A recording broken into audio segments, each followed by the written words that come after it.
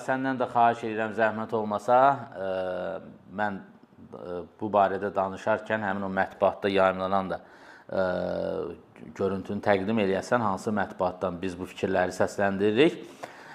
Komandamız deyir, tam hazırdır, evdə oynamağın yükü ağırdır, məsuliyyət 2 qat olur, hər şey birinci oyundan asılıdır.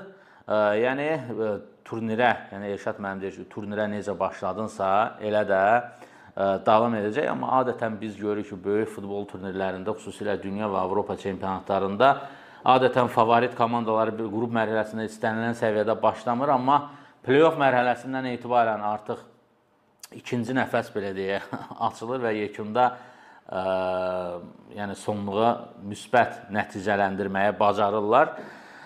Bir şey demək istəyirəm. Aha, buyur. Yəqin ki, mənimlə razılaşarsan. Ümumiyyətlə, tarixə baxanda, təbii ki, mən böyük futbol nəzərdə tuturam.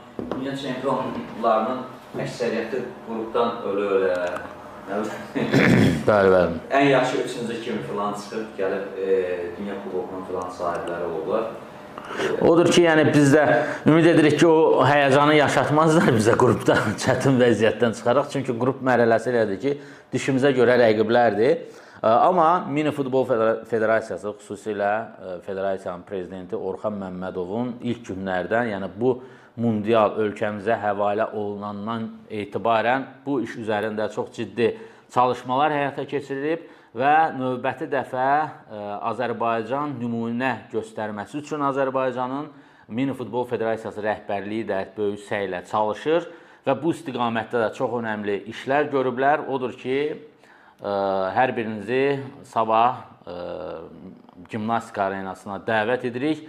Milli komandamıza gəlin bir yerdə dəstək olaq. Ümid edirik ki, millimiz də yekunda bizləri sevindirəcək. Çünki mini futbolda Azərbaycan imzası var və mini futbolda... Bir sual vermək istəyirəm. Buyur.